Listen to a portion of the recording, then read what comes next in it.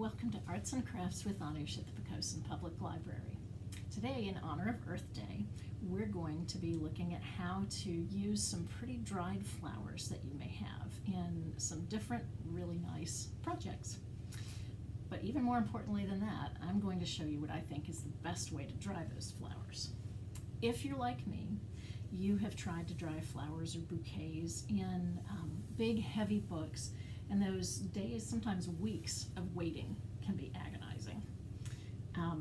Have you ever tried microwaving your flowers? It helps them retain their color, it flattens them, it dries them really nicely and quickly. So easy. If I haven't convinced you, let me show you a difference. This is a bouquet from a bouquet that I got about 4 weeks ago, and I took petals off of some primroses, book for 4 weeks, microwave. Okay, the baby's breath, so delicate, so pretty. Book, you can see it's a little bit yellowed, microwave. I don't know why this flattened out so badly, but this didn't. There was another really pretty purple flower. I was so looking forward to the bright yellow centers, but you can see that it's just kind of brown. Unlike, I just dropped it. Unlike this one. Nice yellow center instead of brown. And it's so purple, and this is so faded. So book, microwave. Carnation. Oh. This was a little bit difference in size, but book, front and back, microwave, front and back. Unbelievable. Okay, so if I haven't convinced you yet, there's one more. This is really pretty, but a little bit thick flower, so I was worried about how it would do in the microwave. This was the book, brown. If this doesn't convince you, nothing will. Okay, so there's my plug for the microwave. So how do we do them in the microwave? What you're going to do is prepare yourself like 3-4 sets. And what I mean by a set is this. You have some paperboard or cardboard. You take paper towel and put over it. Try to make sure there's no design on it because that will get on your flower. And then you'll take your flower. Let's see, I've got a buttercup here.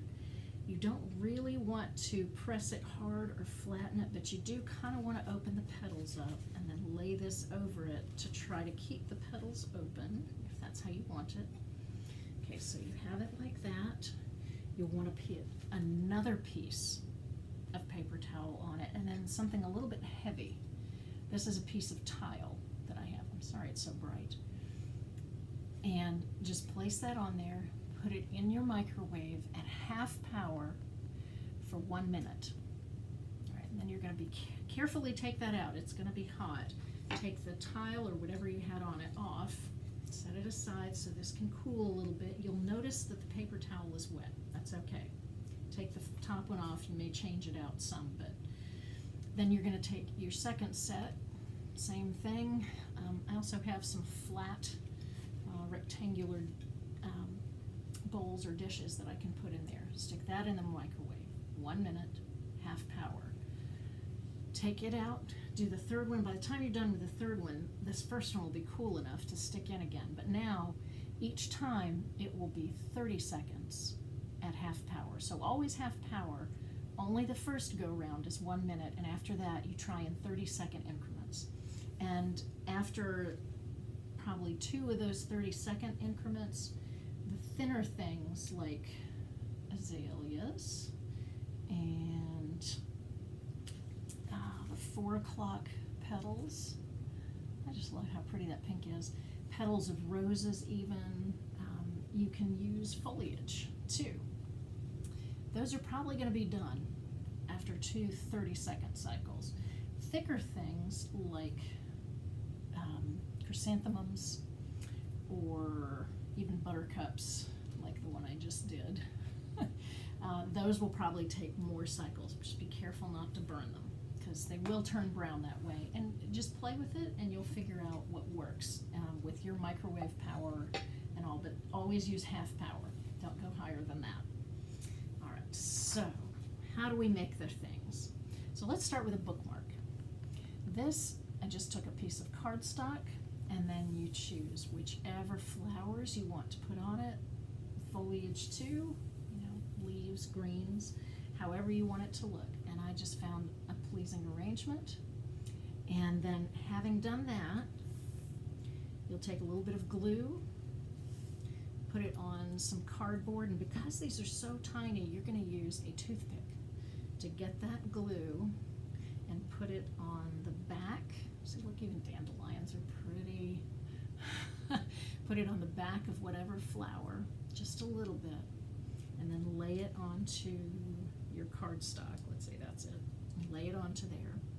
And just do that with each of them.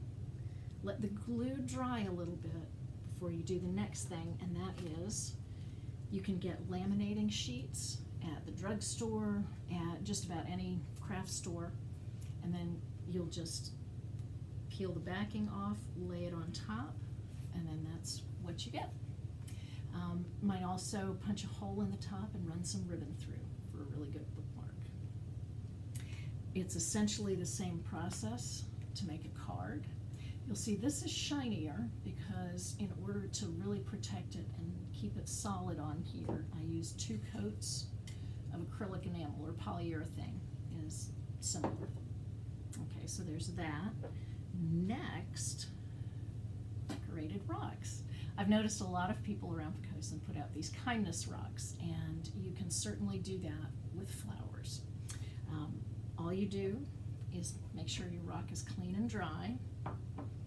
You'll take, for this, Mod Podge or any decoupage, and you'll use a little bit on a brush, cover the rock with it, then you'll put your flower on, let's see, a little buttercup here, put your flower on, and then when you're going to take Mod Podge again, and you're going to use it stroking outward from the center. You want to make sure that it's not going to tear the petals or bunch them up, and that's how you do that. Go from the center outwards. Once it's good and covered, set it aside, let it dry for a little bit, and then you'll put another coat on, and finally a third coat.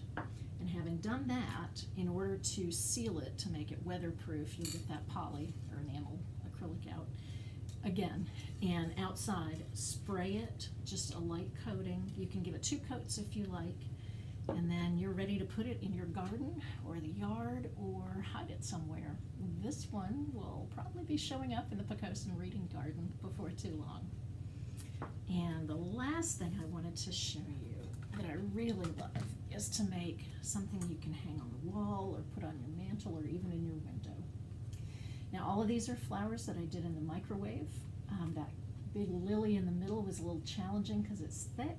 That was an exercise in patience.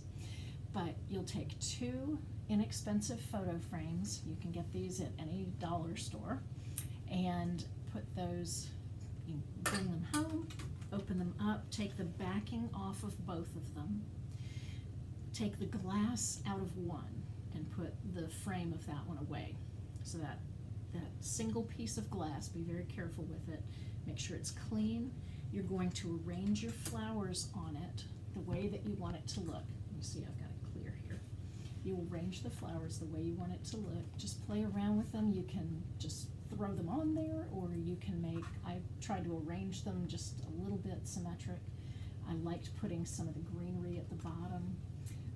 I've seen people make beautiful bouquets out of these, or to preserve bouquets that way, keeping the long stems on too. But whatever you do, once you've got it decided, then you're going to take each flower up individually, put a little glue on the back, and you're using that.